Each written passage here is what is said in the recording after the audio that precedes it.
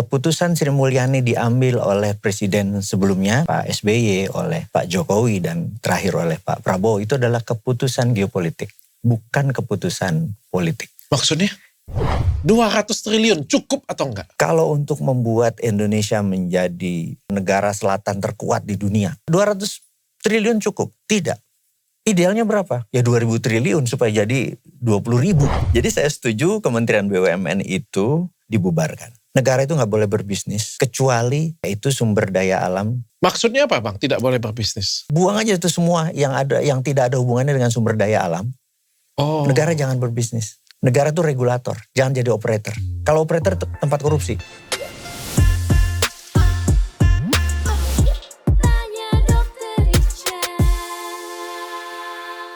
Sepertinya kita sudah dari lama ya ngundang Bang Bartigu ya. Gitu ya. Akhirnya sudah datang juga ke sini Bang. Alhamdulillah, terima kasih udah diundang. Ini kita pengen belajar dari Bang Bartigu. Enggak lah, saya yang harus belajar. Pak dokter ini yang lebih terkenal di mana-mana nih. Saya terkenalnya lain Bang, jualan skincare. Tapi kalau geopolitik saya pengen belajar nih Bang. Siap. Bang, kalau ini kan terjadi sekarang ini kan gejolak ya di politik, perekonomian. Sebenarnya yang terjadi ini apa sih Bang? Jadi kita tahu ada politik atau kegiatan di dalam negeri, geopolitik adalah kegiatan di luar negeri. Kita mau ambil contoh dari teman-teman mungkin, apa sih geopolitik, apa sih bedanya geopolitik. Mungkin di awalnya kita diskusi tentang itu. Keputusan Sri Mulyani diambil oleh presiden sebelumnya, misalnya oleh Pak SBY, oleh Pak Jokowi, dan terakhir oleh Pak Prabowo, itu adalah keputusan geopolitik, bukan keputusan politik. Maksudnya? Karena beliau adalah orang yang dikenal oleh IMF, dikenal oleh World Bank. Oh. Jadi kalau kita berdua, Pak dokter adalah World Bank, saya adalah IMF, kita bekerja sama orang yang kenal kan lebih enak. Oke. Jadi ya udah Indonesia pilih Sri Mulyani aja. Nah, karena waktu itu SBY, Pak Jokowi dan Pak Prabowo lebih mementingkan faktor-faktor sosial dan lain sebagainya. Udah ekonomi dipegang IMF dan World Bank melalui Bu Sri Mulyani. Udah sesimpel itu. Jadi keputusan itu geopolitik. Jadi bukan keputusan politik gitu ya. Kalau keputusan politik tuh ngangkat saya jadi menteri misalnya, itu keputusan politik. Gitu. Internal domestik ya? Internal aja. Betul. Domestik ya, nggak sampai ke luar negeri ya? Betul. Okay. Nah sekarang ini dunia ini secara geopolitik itu persis seperti tahun 1900. Kalau kita mau visualkan ya. Jadi teman-teman di rumah atau dimanapun yang menonton podcast ini, coba bayangin dunia masih 1900. Seperti apa dunia itu? Yang jelas Indonesia belum ada. Singapura belum ada. China belum ada. Saudi Arabia belum ada, benar gak? Masih dijajah ya? Petanya sama, tapi wilayah geografinya benar, tapi wilayah geopolitiknya gak ada. Benar gak? Oh, okay. Ini wilayah jajahan Belgia, jajahan Spanyol, jajahan Inggris, jajahan Belanda gitu kan? Gitu. Nah, di setiap wilayah negara-negara jajahan tadi, itu ada konflik internal. Gitu. Nah, konflik internal sini Belgia ribut sama Prancis di sini, Prancis ribut sama Spanyol di sini, Inggris ribut sama Belanda di sini. Itu konflik internal di wilayah itu menjadi konflik regional di Eropa.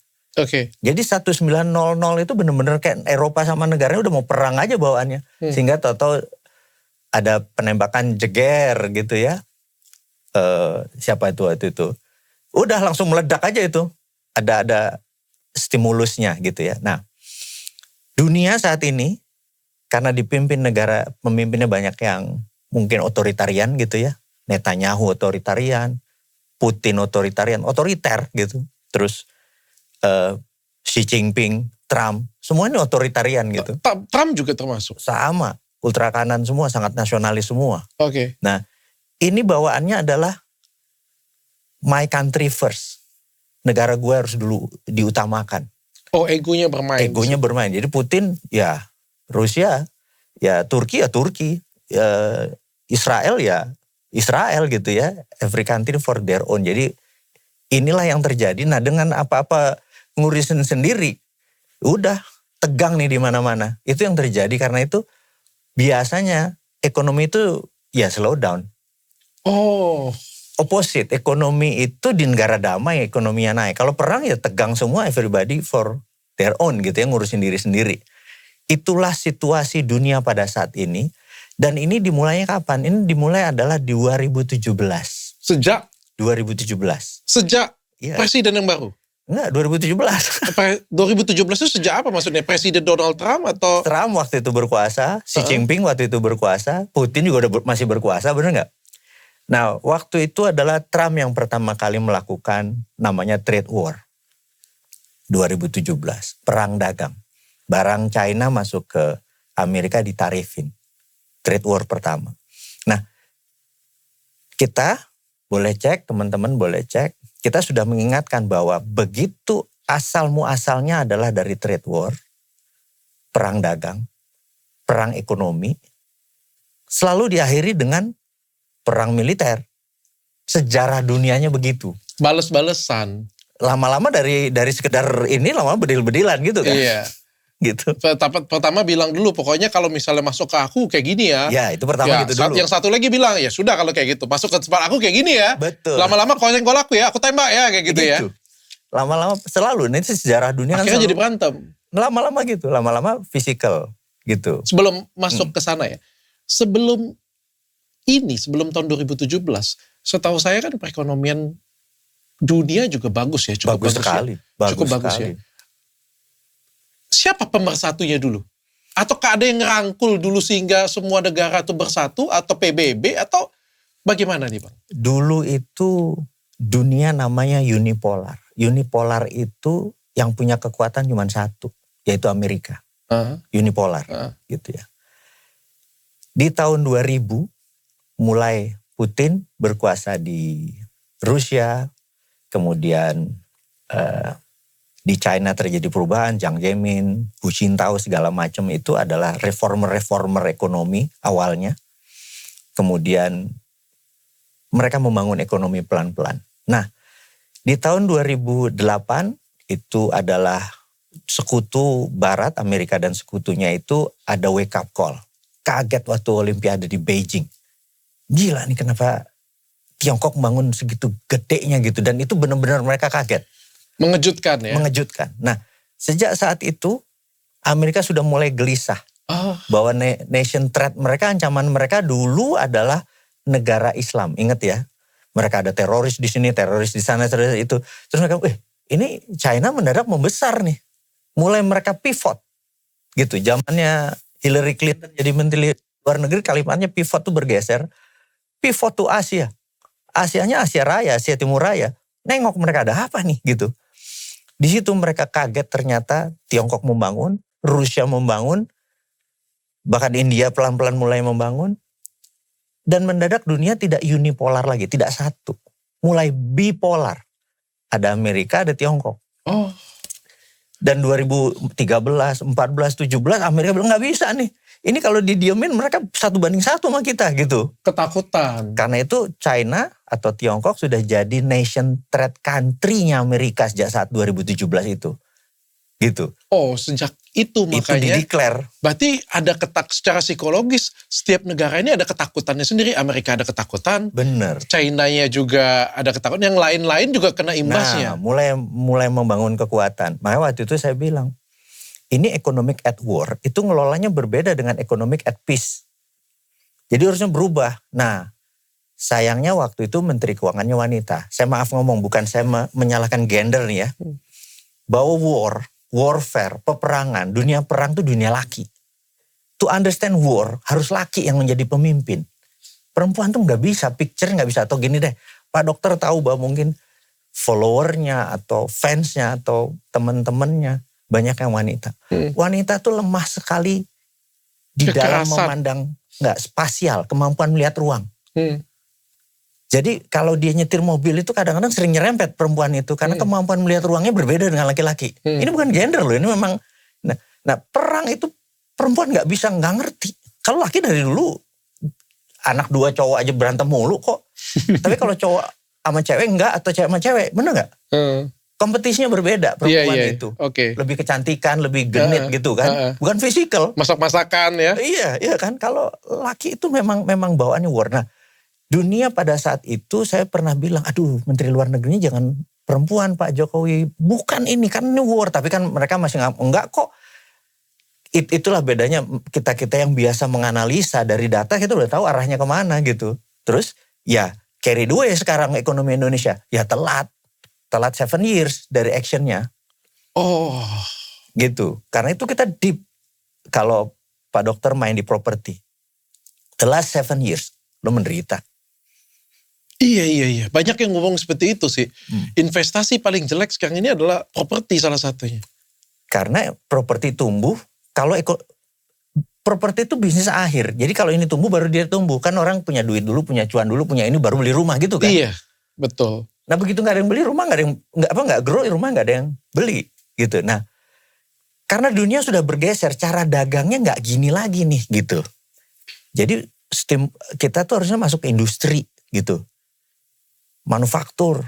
Nah itu kebal terhadap, maksudnya tadi dari penggilingan berasnya kita sekarang kurang, berasnya banyak, penggilingannya gak banyak gitu kan. Nah industri-industri turunan kayak gitu harusnya turun pengalengannya lah, sehingga food terjamin. Itu kira-kira kalau mau ngebayangin. Nah anyway ini udah telat. Ini kan sudah terjadi ya. Sudah terjadi. Tiba-tiba kita manusia di Indonesia tiba-tiba sadar nih bahwa ada perang dagang. Kelihatan benar kalau sekarang kan. Betul. Kalau dulu mungkin saya nggak sadar loh. Nggak sadar. Bang, saya nggak sadar Bang. Benar. Sampai Trump kemarin bilang China kita pajakin katanya tadi 40%, terus naik lagi jadi 100%, naik lagi. Kita baru sadar kan, perang dagang nih. Iya. Sebelum itu kan kita nggak paham bahwa mereka ini terjadi perang dagang. Padahal di 2017 pun udah perang dagang. Yang kita tahu cuma kayak, oh China luar biasa ya. Iya. Tiongkok, wah sebentar lagi Tiongkok nih keren banget nih. Barangnya murah-murah nih. Kita cuma sadar itu sebatas itu aja. Cuma sebatas itu. Kita tahu bahwa Amerika mulai takut dengan China waktu di TikTok. Ya kan? Tapi nggak terlalu sampai ke, nggak sadar sampai segitunya. Padahal 2013 sudah bunyi dia, pivot to Asia sudah bunyi. 2017 udah perang. Tiba-tiba sekarang, ya seperti kata Bang Mardigu tadi, kita sadar nih, ada perang dagang, semuanya kayak kata Bang Mardigu tadi, menjaga ego masing-masing. Ya, everyone for their own. Ya kan, mikirin diri sendiri aja sekarang, cari selamat sendiri-sendiri aja. Selamat gak Indonesia Bang? Kalau lihat dari pertama kita tahu bahwa problem ekonomi harus dibetulin. Jadi kita tahu Bu Sri Mulyani ini kan raja pajak. Nggak salah pajak itu. Terus cara berpikir dia adalah fiscal base. Fiskal. Opposite dari dia adalah monetar base. Jadi di zaman Bu Sri Mulyani dulu itu adalah tight money. Walaupun dia nggak declare tight money policy-nya, kebijakan dia adalah uang ketat. Atau di opposite-nya adalah easy money atau kuantitatif easing atau uang mudah atau uang murah dan lain sebagainya. Dia ketat, ini keluar. Nah harusnya kalau Pak Dokter suatu hari dapat amanah jadi presiden gitu. 5 tahun pertama mungkin orang fiskal, 5 tahun kedua orang moneter, terus gitu. Diganti terus gitu. Jadi tidak fiskal 20 tahun ya kita keborgol gitu ya. Orang moneter 20 tahun ya pasti inflasi kemana-mana gitu kan. Gitu. Okay. Harus tarik ulurnya. Ya kayak layangan lah diulur terus juga jebol, ditarik terus juga kalah gitu kan. Nah tarik ulur itu adalah fiskal moneter. Nah saat ini saya cukup impress waktu dipilih Pak Purbaya. Walaupun dia belum 100 hari, banyak sekali yang PR yang harus dia kerjakan. Setidak-tidaknya dia adalah orang moneter yang easy money. Buktinya belum sekian aja dia udah gelontorin 200 triliun. Itu easy money artinya, gitu kan. Itu kuantitatif easing kalau bahasa ekonomnya. Nah dia udah mulai gelontorin nih gitu. Karena untuk stimulus kita memang ekonomi itu perlu darah. Darahnya adalah uang. Ya kan untuk tumbuh itu darahnya uang. Nah dulu darah kita ini kental nih kalau Pak Dokter tahu. Macet lah kalau darah kental. Bener kan? Ya, kolesterol jadi tinggi coba kalau darah kental. Bener kan? Kasih pengencer dulu gitu kan. Iya diencerin dulu ya. Diencerin dulu bener gak? Dikasih stimulus. Stimulus baru oksigen bisa jalan. Muka bisa cerah bener gak? Ini gua jadi dokter gua. Tapi belum 1 minggu cukup ini ya cukup drastis ya. Sama 200 triliun ada pajak yang dihilangkan ya. Iya. Ada pajak dihilangkan. Cukup Dia lumayan. pengen berputar ya. Dia pengen ekonomi berputar. Ya sama seperti Pak Dokter kasih pengencer darah. Gitu kan. Muka lu cerah langsung. Darah lancar terus banyak air putih ya kan gitu kan. Efeknya berarti bagus Bang. So far harusnya bagus. Harusnya ya. Karena di sini ada lagi step berikutnya karena uang itu kan di perbankan. Di Himbara lah katakan. Nah saat ini tentunya project-project Himbara nih challenge-nya nih. Bank-bank harus mengutamakan project yang misalnya ada nilai tambah gitu loh. Nah ini challenge-nya. Nah kita berharap saat ini masyarakat yang punya project-project bagus terutama untuk ekspor, furniture, apa segala macam, atau skincare mau diekspor gitu ya. Itu kan mendatangkan dolar. Ini yang dikasih, gini deh, Dr. Richard misalnya dapat standby loan 100 miliar. Gak, bener gak? Oh lu kreatif, bener gak? Iya, karena sekreatif apapun kita butuh dana. Iya. Bang, saya pengen tanya ya, ini pertanyaan jujur saya ya. Kan 200 triliun ini jatuhnya ke perbankan, bukan bansos. Betul. Ya kan, kalau bansos hilang ya pasti betul, Bang ya. Betul. Tapi ini menurutku kreatif dan luar biasa banget ya. Aku ngelihatnya luar biasa banget. Artinya 200 triliun ini jatuh ke perbankan. Di perbankan itu dia membuka pinjaman kalau saya nggak salah ya. Benar ya Bang ya? Betul. Benar ya. Nanti jatuh ke beberapa perbankan. Jadi 200 triliun itu efeknya akan lebih besar daripada 200 triliun. Betul. Jadi kalau misalnya saya kebetulan pedagang skincare kecil nih. Dan saya mau ekspor misalnya ke Korea dan saya nggak punya duit nih Bang. Saya bikin proposal, saya minta pinjaman nih. Saya misalnya butuhnya 20 miliar nih. Dapat pinjaman, bayar bunga, seperti itu ya Bang ya? Itu. Dengan saya dapat 20 miliar, saya menggaji karyawan, perekonomiannya berputar, karyawan bisa kasih ke keluarga, konsumsi dan lain sebagainya. Udah muter tuh. Dan multiply-nya kan bukan 20 miliar sebenarnya. Betul. Multiply-nya tuh bisa 5 kali. Bisa 2.000 triliun bisa, katanya. Ya itu dengan dihitung kayak gitunya bisa 10 kalinya. Pertanyaan saya yang pertama Bang. Tanpa digontorkan 200 triliun ini Bang, toh saya juga bisa pinjaman ke bank kan Bang? Dulu gak bisa. Dulu itu benar-benar Anda selected. Misalnya, oke, Pak Richard bisa tunggu 3 bulan lagi gak? Anda bukan prioritas untuk ekspor ini. Dulu diprioritaskannya yang tertentu. Jadi selected dulu. Dulu gak semudah sekarang. Gitu. Jadi beda kalau sekarang easy money yang disebut. Oh gitu. Dipermudah. Oke, kalau kayak sekarang lihat Richard nih, lihat dulu kemampuan lu nih. Lalu punya rumah, punya ini, ya, kayaknya bisa lah. Oke. Standar itu aja dilihat. Kalau kayak sekarang dipermudah. Pokoknya idenya bagus, kreatif, jalan. Jadi checklistnya nggak terlalu banyak. Dulu jaminannya 20 miliar, jaminannya 40 miliar kalau perlu, bener nggak? Oke. Kalau sekarang mungkin jaminannya cuma 15 M doang gitu. Project ini bisa dijaminkan. Jadi nilainya pabrikmu juga dinilai. Lebih simpel sekarang. Checklistnya nggak kebanyakan. Kalau dulu safety sekali. Dulu mah rentenir. Bisnis ya. Bisnis. Kalau sekarang ini dipermudah supaya perekonomian berputar. Betul. Itu. Nah, makanya saya bilang ini good time bagi teman-teman yang dulu kecekek kesana kemari.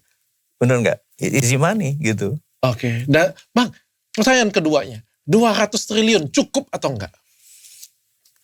Kalau untuk membuat Indonesia menjadi the strongest country in Southern Hemisphere atau negara selatan terkuat di dunia selatan. Ingat ya teman-teman semua, perang itu dalam sejarah selalu di utara. Nggak pernah di selatan, tenang aja. Perang nggak pernah di selatan? Kapan?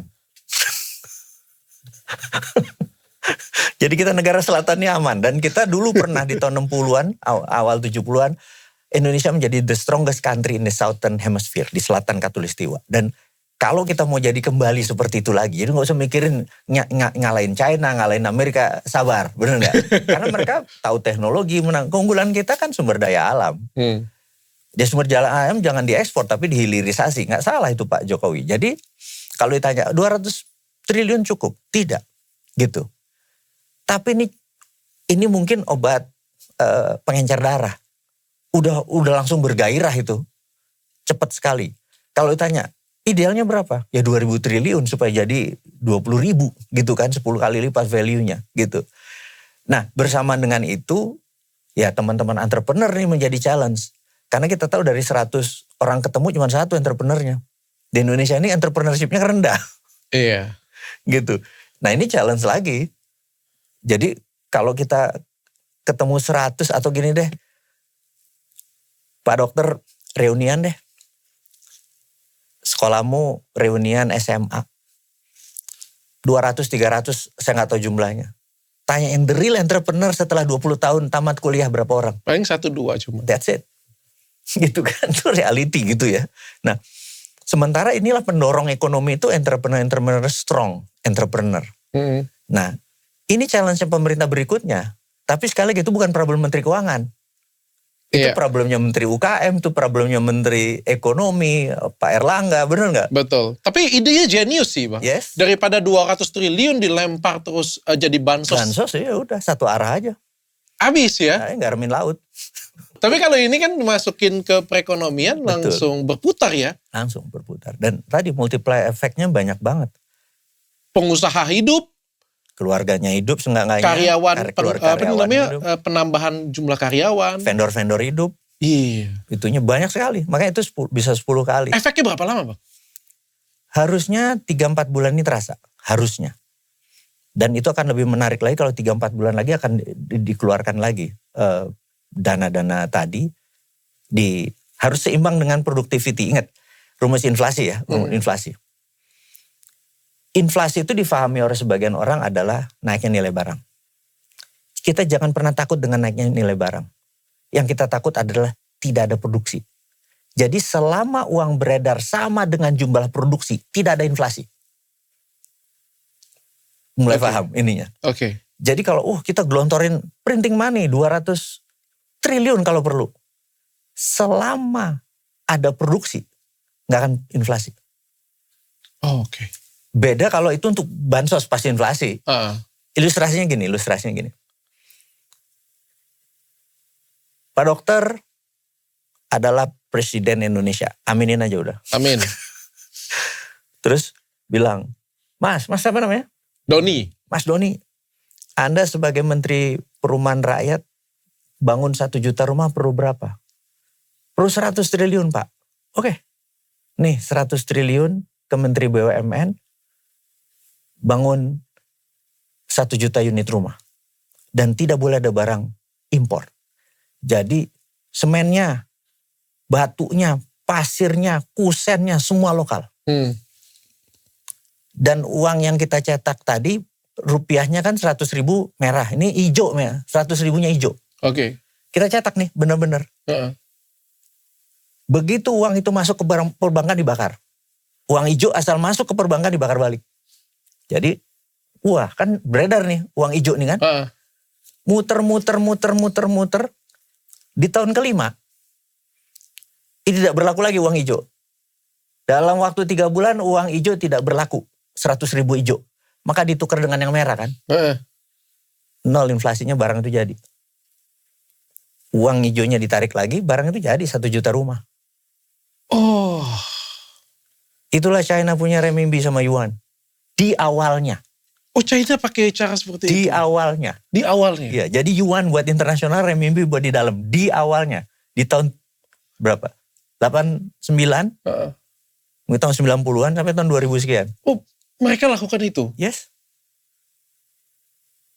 Karena itu IMF gak bisa apa-apa ya. World Bank gak bisa apa-apa. Coba bayangin. Pernah ke kota kecil Yiwu. Bener gak? 20 tahun yang lalu gak ada yang namanya Yiwu ya. Kayak Cianjur ya kali gitu, bener gak? Terus kalau ngebangun gedung, 1 juta meter persegi. Pak dokter tahu 1 meter persegi 4 juta, bener gak? 1 juta kali 4 juta, 4 triliun, duitnya dari mana? Minjem Amerika gak dikasih juga, bener gak? Ya printing money aja, nanti begitu balik bakar, selesai sudah. Jadi China itu ngebangun 35 miliar meter persegi in 20 years. Coba kali jumlah uangnya. Dari mana mereka? Minjem IMF? Nggak pernah. Malah mereka beli bondnya Amerika kok. Artinya mereka berduit kan. Oke. Itu Amerika tuh change the world cara berpikirnya. Kenapa itu kita tidak tiru dan tidak kita lakukan? Itu perlu nyali. Knowledge itu nomor 10. Guts itu number 1. Kita perlu nyali. Kalau nggak punya biji ya nggak bisa.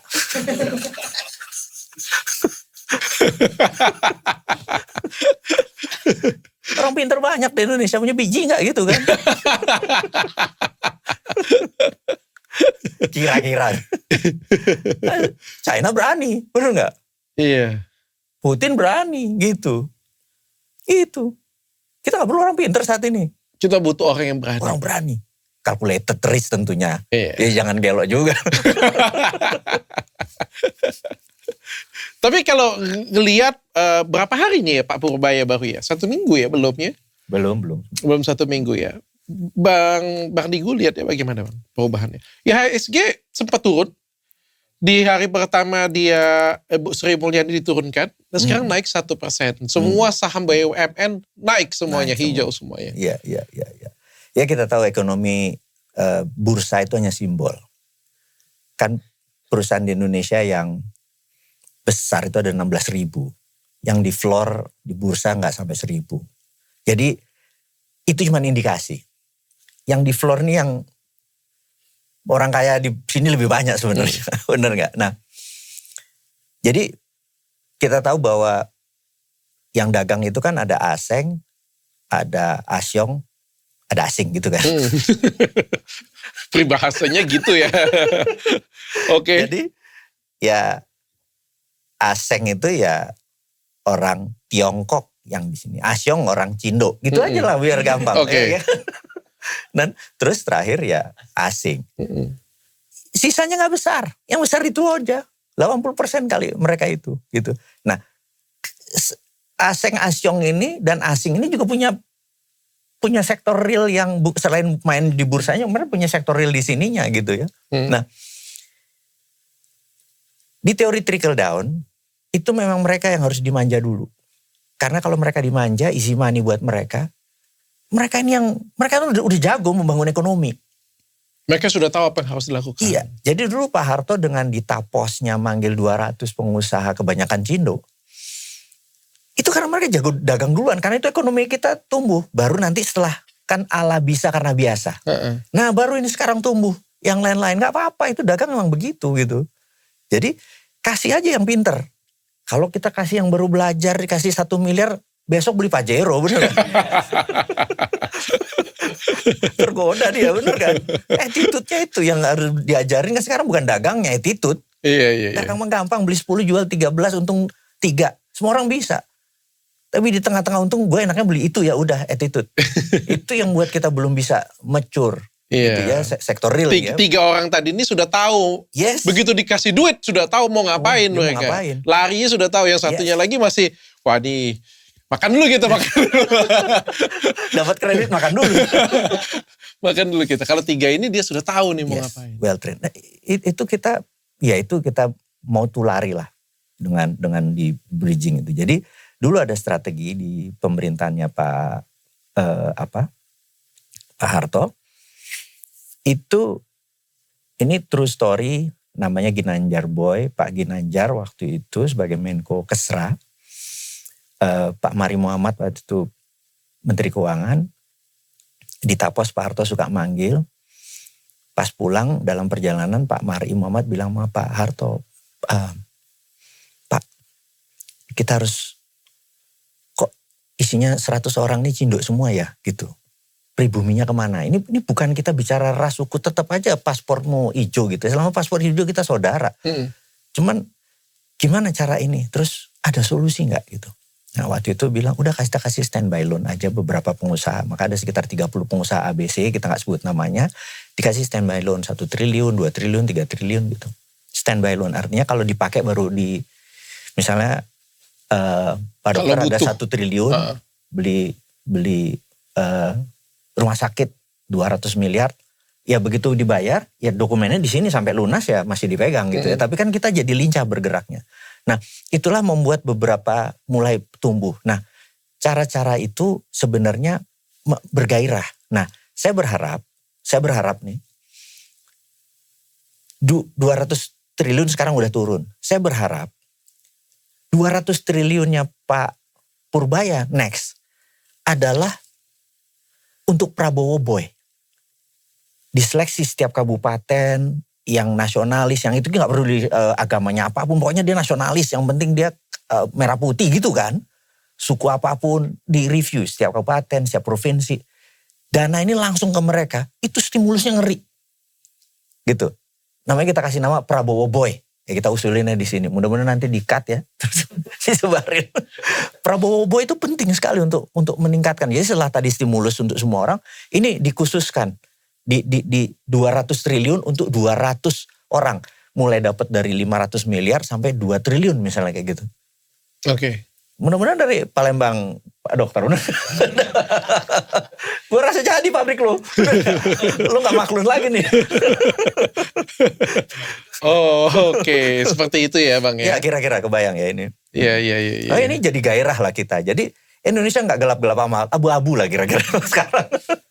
Tapi perubahannya harusnya ke arah yang positif. Artinya Pak Purbaya pegang ini optimis kita. So far saya optimis. Saya dukung dia. So far ya. Saya gak kenal dia. Tapi tindakan dia cukup mewakili mimpi-mimpi atau checklistnya saya. Ya udah saya support. Saya apa namanya bukan like and dislike dunia ini. Pokoknya begitu ada threat buat nation atau liabilities, tokoh menjadi liabilities buat nusa dan bangsa, ya kita gonggong gitu kan. Kan kalau kita lihat sekarang kan gebrakannya lebih, mohon maaf ya, tapi kan kita kan negara demokrasi di mana kita berhak untuk memberikan pendapat dan menganalisa ya. Betul. Kalau kita lihat Menteri Keuangan yang lama kan ya naikin pajak, Betul. naikin pajak. Betul.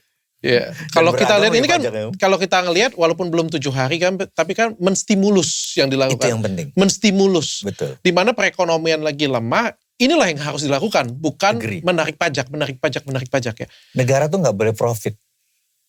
Yang profit tuh masyarakatnya dipajakin. Jadi kalau masyarakat profit dipajakin tuh ikhlas. Tapi kalau udah nggak profit dipajakin, ini bunyi.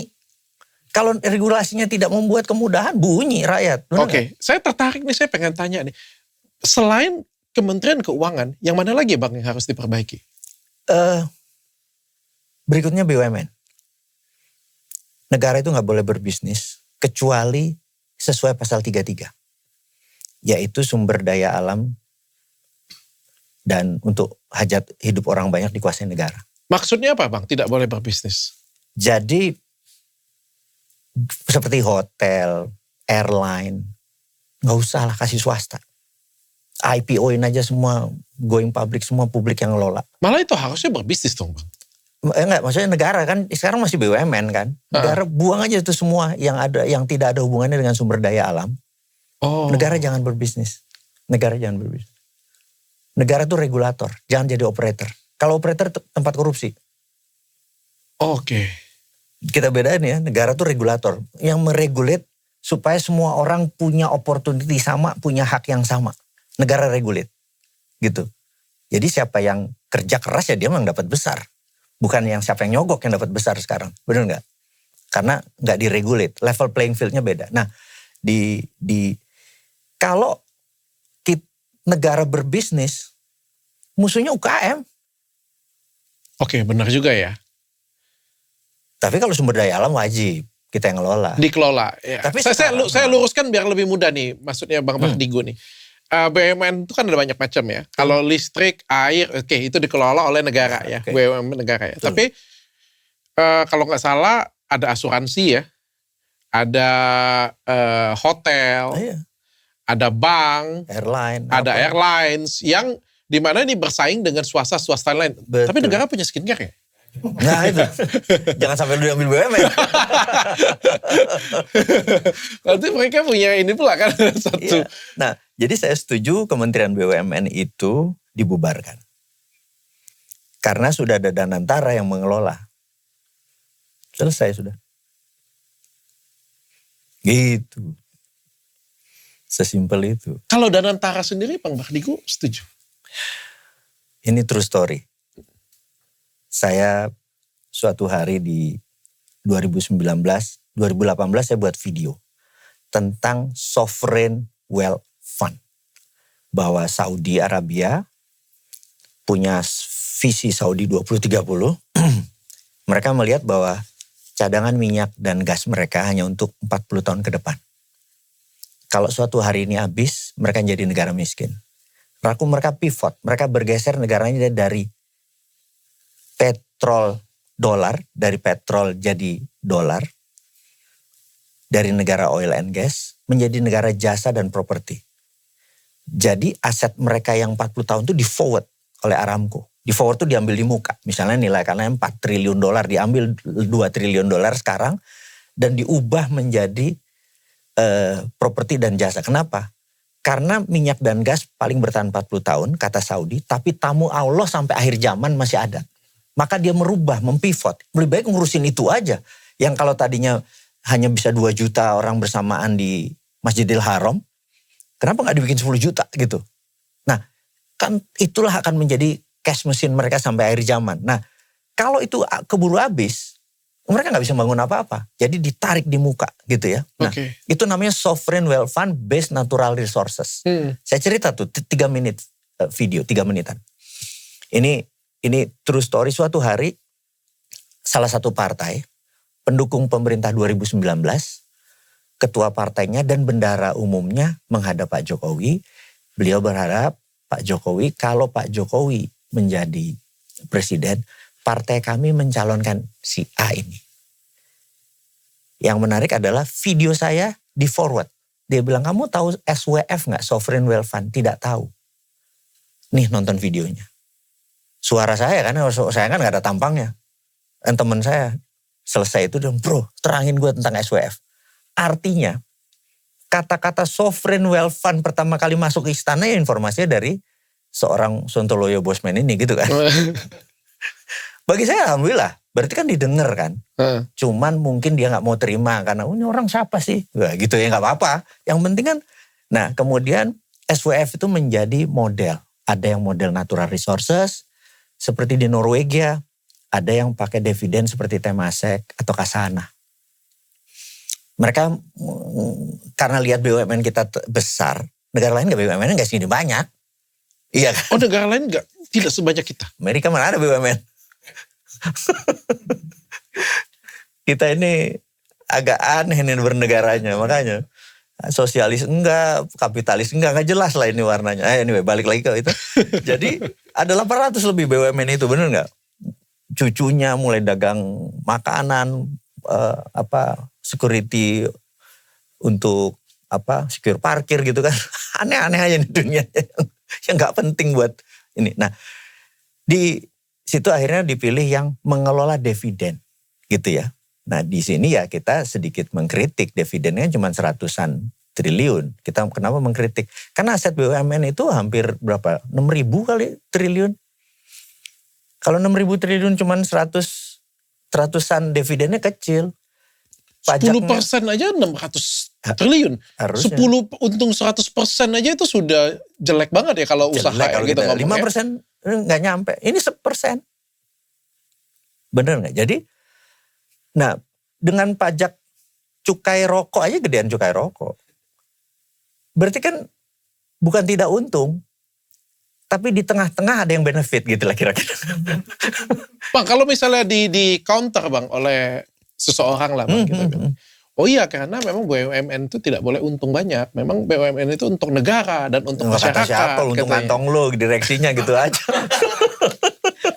Lo ngomong karena lo direksinya bener gak? Coba yang ngomong orang bayaran. Gak akan mau bicara membela BUMN gitu.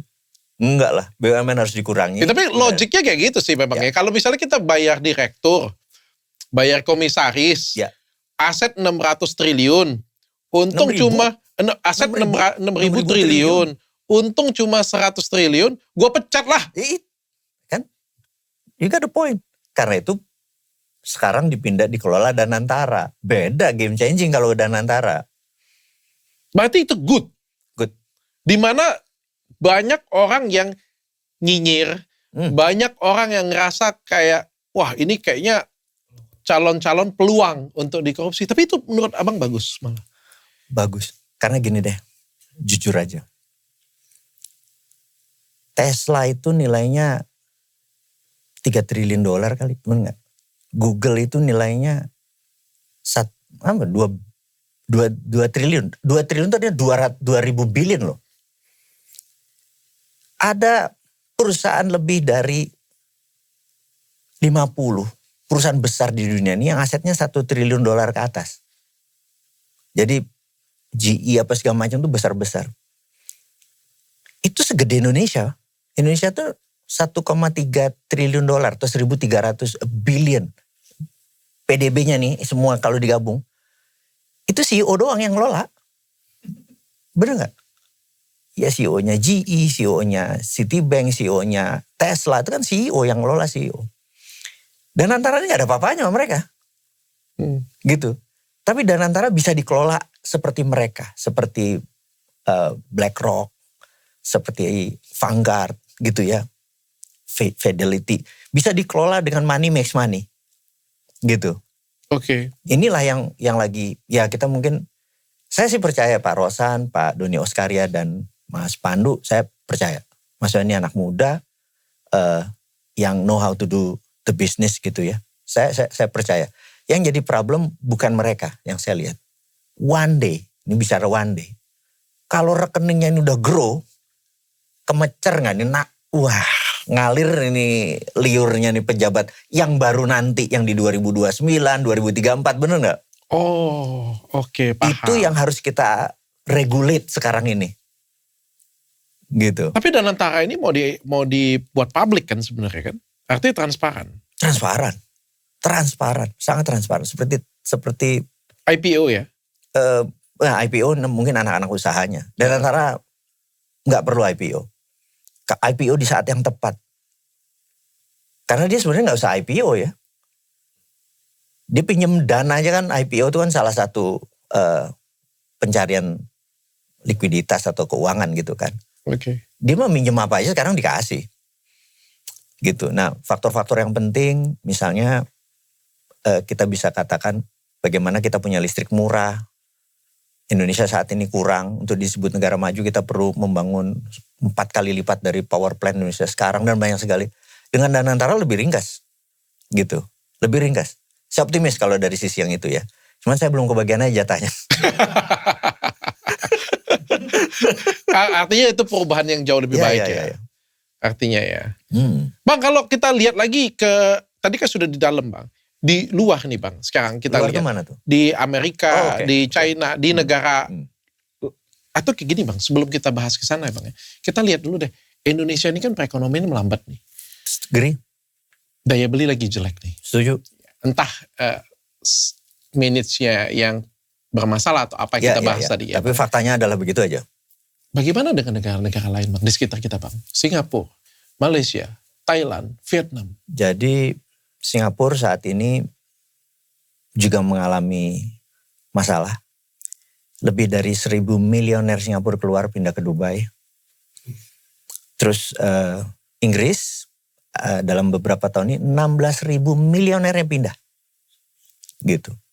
China sama pindah ke Singapura dan sekarang pindah ke Dubai gitu. Jadi kalau orang pinter keluar, orang kaya keluar, itu masalah. Nah, Amerika apalagi? Kita kalau the past 2 years saya udah 3 kali ke sana. Itu saya bisa ngeliatin ini dan terakhir waktu ke sana sepi. Di pesawat itu mungkin isinya cuma 30% kali. Jadi terus biasa saya dengan keluarga tuh suka ke Disneyland, lihat Disneyland kenapa segini sepi. Terakhir ke Vegas lebih parah lagi. Ini Vegas kenapa gak ada isinya? Walaupun kita gak bermain, tapi kan itu tempat hiburan gitu ya. Dan kita tahu bahwa ini dibandingin tahun yang lalu turun 60%. Jadi semua gak mau away dari Amerika gitu ya. Terus negara-negara ultra kanan itu adalah mereka yang percaya pada local atau nationality-nya ultra kanan, garis keras. Jepang sekarang ngusir imigran. Inggris imigran diusir-usirin.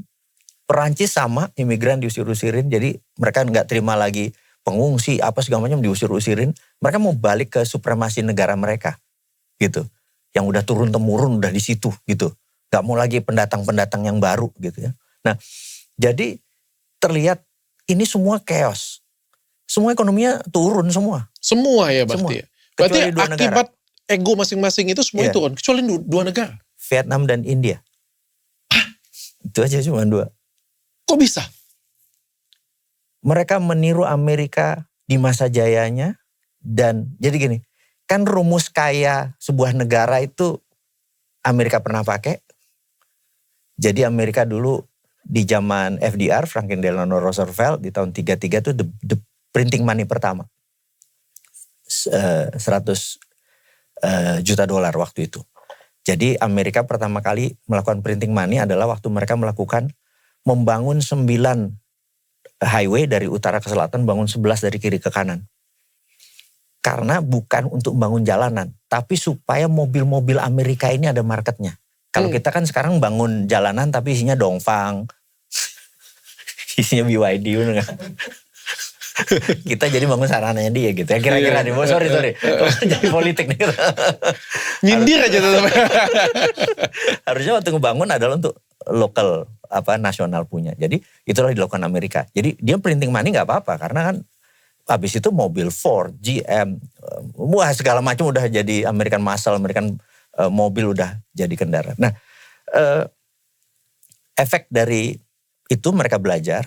Kemudian China melakukan hal yang sama gitu ya di tahun 90-an.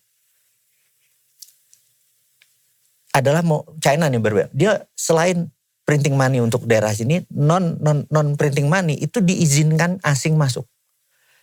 Jadi benar-benar ada dikasih kayak kawasan ekonomi khusus, udah milik negara, lo masuk silahkan, nggak usah bayar. Di belakang bayarnya. Pajak lo nggak 10-20 ya, tapi di belakang. Tapi tanah nggak invest. Semua infrastruktur ada. Sudah ada air, sudah ada waste waternya, sudah ada listriknya, sudah apa segala macam. Sekarang kita kalau ada kawasan ekonomi khusus, listriknya nggak ada. Terus ada yang daftar populasinya, transportasi orang pabriknya aja udah nggak ada. Jadi infrastruktur itu nggak dibangun. Jadi bukan sekedar jalan. Ini tempat kamu dagang di sini ya atau bangun pabrik, nggak sesimpel itu gitu. Orang JIS aja dibangun bang. Tapi akses ke sananya susah. Ya itu. Jadi akses ada penduduk ini dan lain sebagainya. Nah mereka datang udah dengan whole paket. Di sini udah penduduk udah untuk tinggalnya, udah sarjana S1 semua. Visioner. Udah. Nah itu meniru apa yang Amerika sama Tiongkok lakukan dulu. Ditiru sama India sama Masa Vietnam. Plak copy paste aja. Bukannya India itu, mohon maaf ya bang ya. Kalau saya ngelihatnya kan seperti negara miskin bang, negara susah. Itu karena Pak Dokter nontonnya berita-berita barat. Lo nontonnya CNN, lo nontonnya, coba lo nonton Russian Today, lo nonton China punya news, India punya news gitu. Yang ini. Barat itu memang menyumpel otak-otak kita dengan media-media propaganda yang menguntungkan mereka. Oh ya? Indonesia kalau berita di luar mah isinya udah kayak India. Orang luar lihat Indonesia tuh kayak India.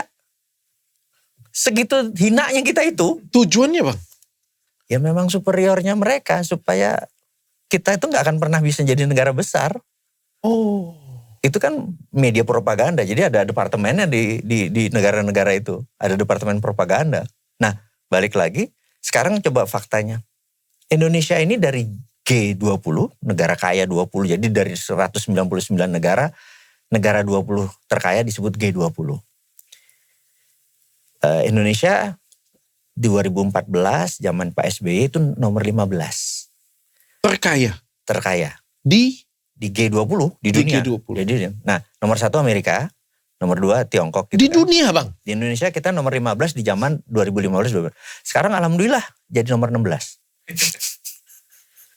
Tapi itu tetap prestasi bang, Tetap prestasi. Nah, tapi kok aku gak ngerasain efeknya ya bang? Nah, India itu nomor 11 waktu 2014, sekarang nomor 4 ya. Oh iya? Oh. Jadi India saat ini mungkin 3,5 triliun atau 3.500, kita masih 1.300. Kita ini sepertiga lebih miskin dari India. Mau cek gak?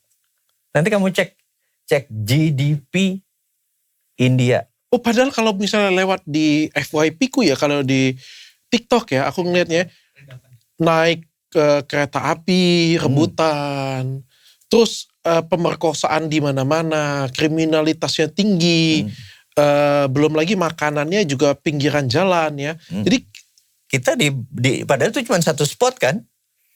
Ya kayak kita juga kalau di spotnya di daerah yang Tambora, yang daerah padat segala macam ya, wah kumuh ya Indonesia, benar gak? Coba ke peak. Ini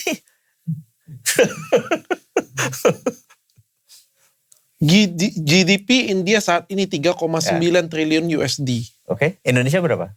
GDP Indonesia saat ini. Wah, Siapa lebih kaya? 1.396 triliun USD. Sepertiganya kita. That's a fact. Bener gak? Dia lebih kaya 3 kali dari kita kan? Vietnam juga loh Bang. Vietnam, saya pernah ke Vietnam loh. Iya.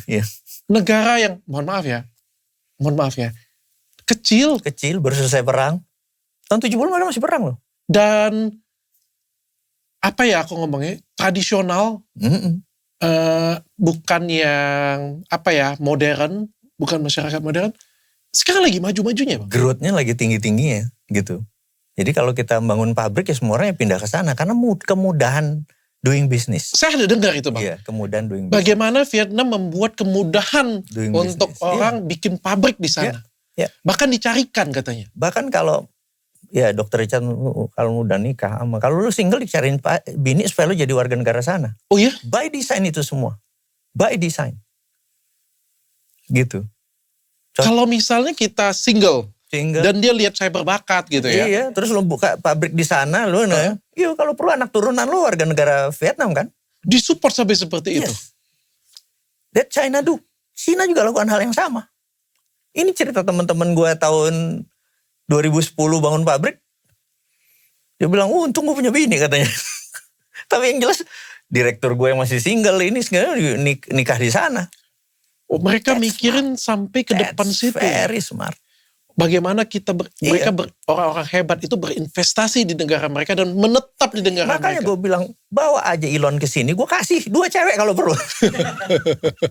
Elon Musk supaya tinggal di sini, jadi warga negara Indonesia, bener gak? Supaya ada jadi bibitnya juga ya. Gitu. Budi Mas. Sama satu lagi Udin Mas. Temennya Elon Musk, turunan Elon Musk. Ya, anak pertama Udin Mas. Anak kedua Budi Mas.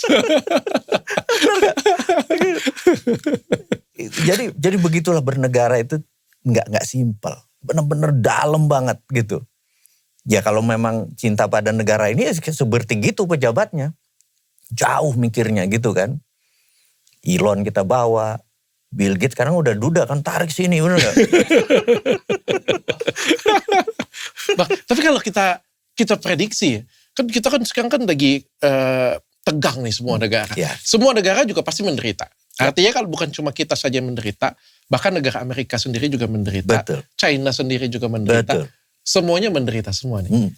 Kira-kira endingnya ini bakal apa Bang? Akan tambah gontok-gontokan atau akhirnya udahlah kita rangkul-rangkulan aja? Jadi kita beruntung pada saat ini negara sudah tidak unipolar lagi, tidak satu yang kuat, tapi sudah bipolar, yaitu Amerika dan Sekutu versus BRIC Plus. Jadi sudah balance di dunia, gitu. Kalau dunia ini sudah balance, sebenarnya kecenderungan berikutnya adalah ini mau naklukin atau mau jadi unipolar atau mau jadi tetap bipolar gitu. Nah, kita kemungkinan yang akan menyerang adalah Amerika. Amerika ini doyan perang dan sekutunya ini doyan perang gitu. Cara untuk tidak perang adalah Tiongkok dengan sekutunya ini membangun mesin perang dan semuanya lebih besar, jadi mereka nggak berani. Nah, diperkirakan antara tahun 2027 sampai 2034 kira-kira, kalau Amerika tidak menyerbu dalam bentuk apapun, maka tidak akan ada perang besar setelah itu, karena dunianya benar-benar sudah istilahnya udah multipolar. Negaranya udah bukan bipolar lagi, 2 kekuatan, tapi multipolar. Negara kuatnya udah terlalu banyak. Banyak. Gitu. Berarti ini adalah masa penyesuaian sebenarnya. Yes, ini di reset dan akan ketemu equilibrium, keseimbangan baru. Oke. Karena itu Indonesia saat ini harusnya kita Bapak bangsa mulai berpikir tentang nasionalis, gimana ngegas bareng. Nah, ngegas bareng itu 2045 Indonesia harus jadi negara. Kan 2030 sampai 2045 Indonesia ini disebut bonus demografi. Bonus demografi adalah mereka yang usia 15 tahun sampai 64 tahun, itu merupakan di atas 70%, 68% populasi. Di saat itulah disebut bonus demografi. Jangan sampai seperti negara Brazil, Argentina, atau Afrika Selatan yang gagal memanfaatkan bonus demografi. Akhirnya menjadi negara middle income trap. Negara yang berhasil pada saat usia itu peak adalah Singapura, Korea Selatan, Jepang. Di saat bonus demografi mereka lagi peak-peaknya. Nah, syarat untuk menjadi negara bisa memanfaatkan bonus demografi di 2030 adalah 2045 adalah sarjana S1-nya 20% populasi. Saat ini kita baru 4,5% sarjana S1-nya. Jadi kita ini masih ada 15 tahun untuk membuat sarjananya khusus lagi, STEM. Yang science, teknologi, engineering, dan math.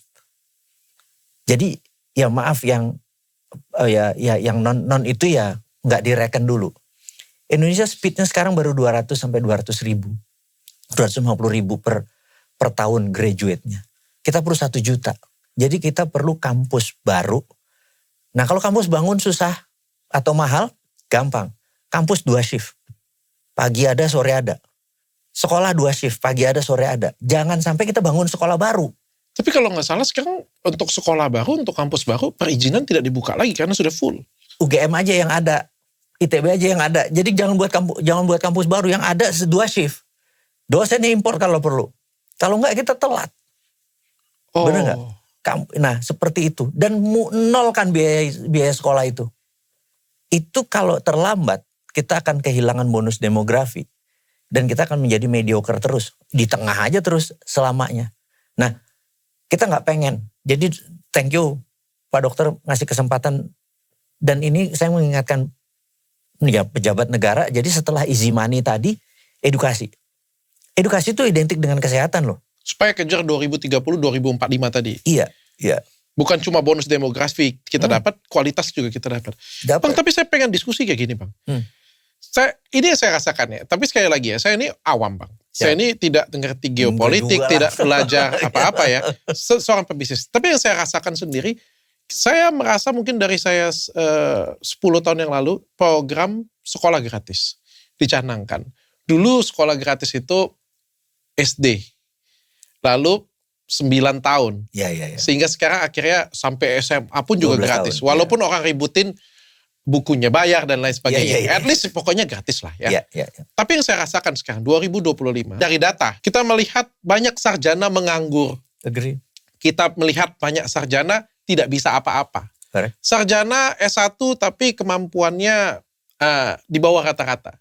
Itu by data Bang. Betul, kita ngelihatnya. Setuju. Artinya ini gratis tapi tanpa kualitas. Betul. Ya, dugaan saya ya Bang ya. Dugaan saya Bang ya.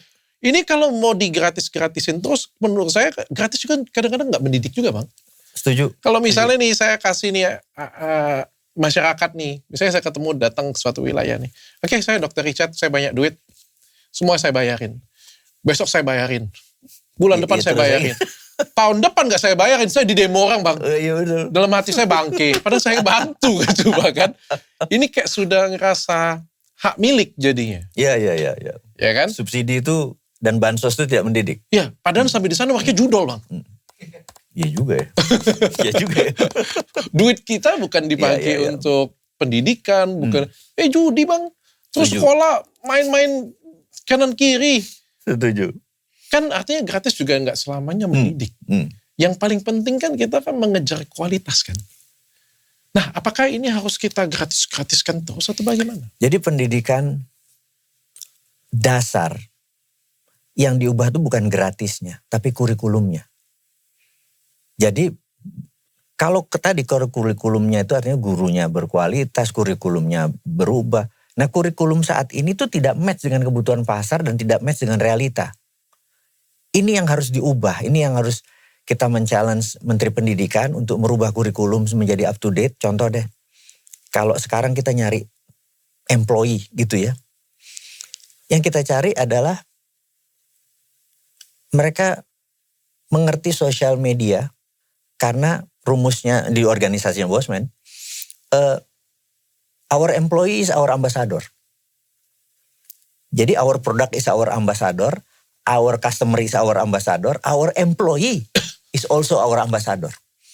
Jadi mereka ini harus mengupload kegiatan mereka harian. Dan cara nguploadnya tuh harus membuat engagement. Jadi bukan sekedar upload doang.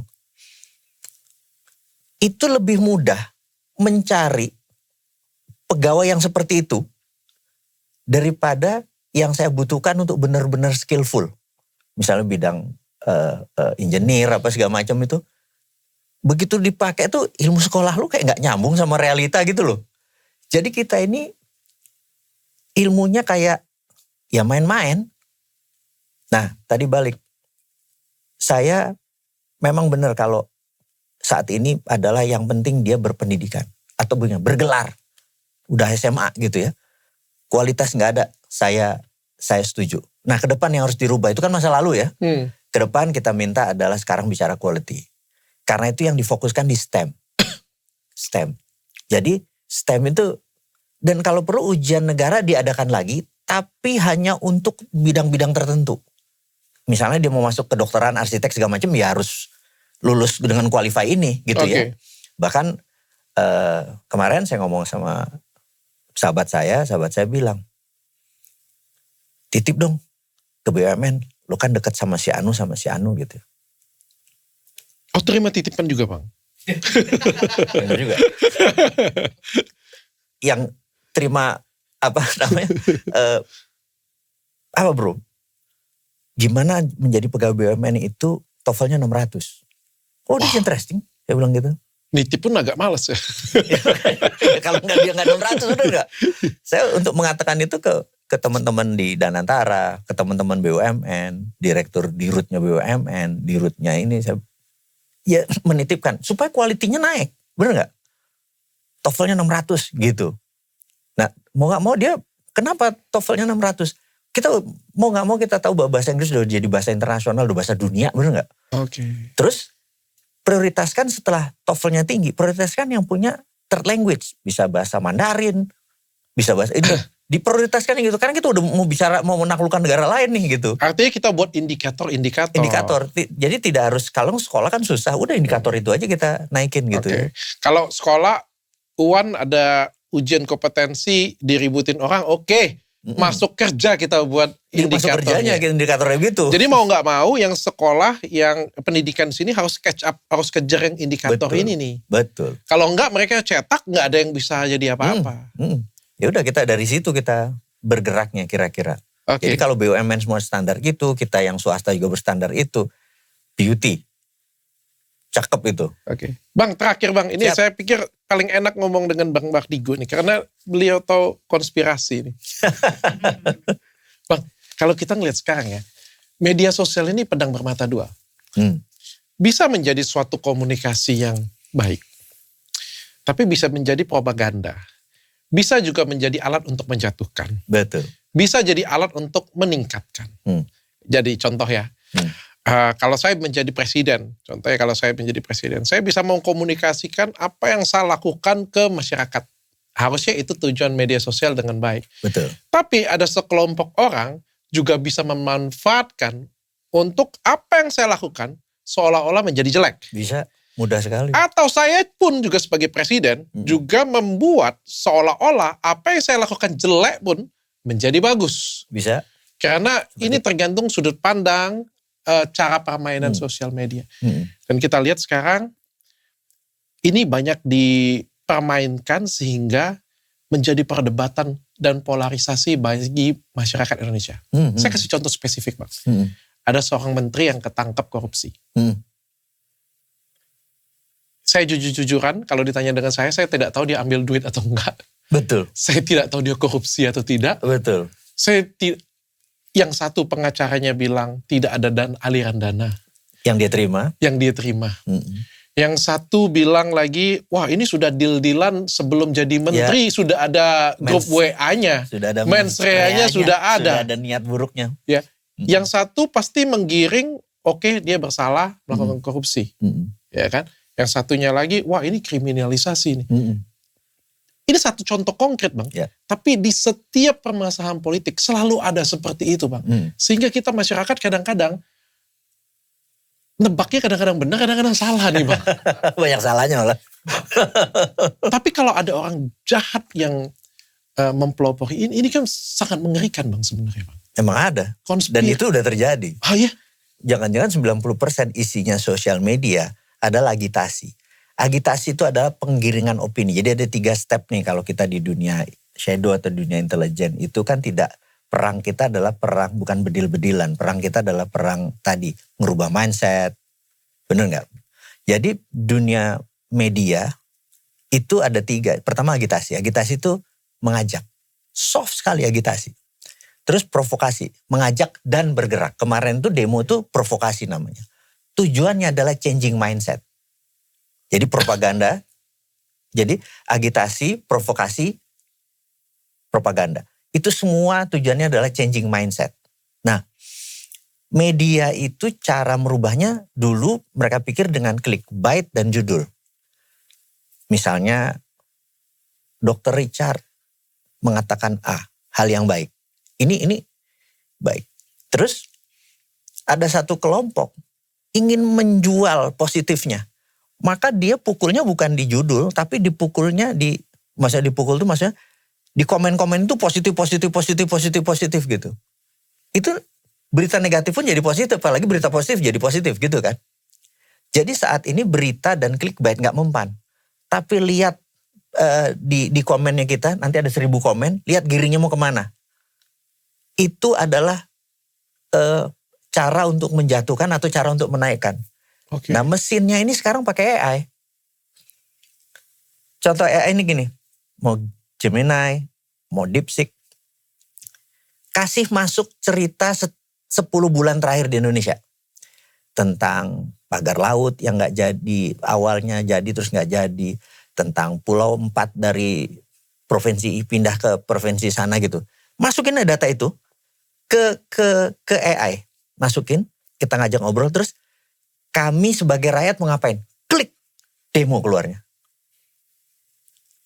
Demonya gimana? Ngomongnya aja udah propagandanya persis. Propagandanya udah. Jadi benda itu dulu dipakai sewaktu, ini masih baru ya. AI dipakai sebagai alat propaganda, itu baru. Jadi AI itu dulu bodoh. Jadi semakin kita pakai DeepSeek makin pinter. Bener gak? Iya. Jadi kalau nggak mau minterin mereka punya AI sendiri gitu aja. Nah, jadi waktu California kebakar, itu berita di internasional tuh gedenya minta ampun, di sana nggak ada apa-apa. Saya di sana soalnya. Oh iya? Nggak seperti yang lo bilang. Wah ini kebakar, ini Hollywood hilang, segala macam. Itu semua AI. Karena tujuannya untuk menjatuhkan Gubernur Newsom. Gubernur California itu adalah gubernur dari Partai Demokrat. Calon lawan beratnya Partai Republik yang lagi berkuasa sekarang. Jadi 2028 nih threat-nya dari dia nih. Cara jelekinnya pakai AI. Beritanya. Wah amburadul berita. Dan tadinya untuk membuka ternyata tuh bocor keluar kan. Maksudnya keluar. Nah AI-nya tadi itu sekarang menjadi bagian dari beberapa ya Amerika punya AI. Dan itu menjadi tool. Jadi kita gak heran waktu Nepal, waktu Perancis yang terakhir, terus Inggris yang terakhir, dan Indonesia pakai AI. Jadi kita gini aja semua. Semua di ini. Memang itulah kita bilang bahwa hati-hati dengan berita apapun. Jangan-jangan waktu kita reshare atau kita komen, itu bagian yang didesain oleh mereka. Ini kasihan masyarakat dengan IQ 78, emak-emak yang sen kiri belok kanan, itu korban udah pasti. Nah itu Bang. Itu yang saya takutkan Bang. Karena kan kita, artinya kita tidak tahu apa yang kita lihat ini real atau tidak, bukan. Enggak betul. Fakta atau bukan, atau itu penggiringan opini. Saya aja yang sekolahnya tinggi saja bisa salah. Oh bisa kemakan kita. Apalagi yang tadi kita bilang, masyarakat yang ada di bawah, yang kurang tadi, apalagi yang emak-emak yang sen kiri belok kanan tadi, yang IQ 78 tadi, wah itu kegiring, kalau kegiring habis Bang. Habis, ya itu demo kemarin sudah membuktikan. Karena itu saya mengusulkan di Badan Intelijen Negara, di BAIS, segala instrumen itu untuk mulai melakukan namanya counter intelligence propaganda. Jadi kita harus punya counternya. Dan saat ini ya teman-teman di BAIS, teman-teman di BIN saya ngomongnya, yuk kita mau netralisir segak-enggaknya. menetralisir. Kan ini kan mereka Bisa nggak Bang? bisa. Dan itu bukan hal yang ajaib. Satu negara yang menurut saya bisa. Tiongkok. Karena komunis. Yes. Iya bisa dibilang Iya Bang, karena ya. kayak gini, ketika kita demokrasi, maka kita tidak boleh membatasi semua orang untuk berpendapat. Bicara, ya. iya. Komentar harus kita dengarkan. Betul. Tapi kan Tiongkok komunis. Betul. Kalau komunis kan mati dia. Beda pendapat sama mereka mati. Tapi ya Kuba juga komunis juga berantakan, bener gak? Tergantung siapa ya pegang komunisnya ya. Bukan komunisnya Pak. Karena visi misinya bernegaranya itu yang kita harus betulin. Okay. Gitu. Tapi ini jadi ancaman ya, jadi threat ya bagi kita ya. Itu nation threat. Dan saya juga kadang-kadang kalau ini bicara arsitek bernegara, saya suka bertanya gini, who define threat in Indonesia? Siapa sih yang menentukan bahwa ini ancaman atau tidak? Lembaga apa di Indonesia gitu? Ini gue challenge teman-teman BIN dan teman-teman BAIS untuk kita mau define threat. Salah satu threat yang kita tentukan adalah media propaganda yang merusak tadi. Ya nanti dengan pornografi, judul itu numpang doang akhirnya. Bener gak? Akhirnya kita, bahkan di komennya Dr. Richard saya lihat tuh banyak tuh judul-judul. Bener gak? Mereka kreatif. Mereka kreatif, bayangin. Ya mereka bisa ngeblok PPATK, tapi gak bisa ngeblok judul gitu ya. Oh, salut gua. Top PPATK, top. Boleh lah kritis sekali. Soalnya kalau gak follower lu kan jadi main judul, bener gak? Iya. Iya kan, dan kita teriak dong. Kan kita, maksud kita ngirisin ngapusin satu-satu. Kominfo ngapain aja gitu. Lu bayar lu gaji gitu kan ceritanya nih ya. Oke, thank you Bang. Sayang, thank you. Makasih Bang sudah datang ke sini kasih ilmu ke saya Bang. Wah, ini kelas Bang Bardigu luar biasa ya ilmunya ya. Nanti kita undang lagi kalau ada konspirasi lain. Thank you.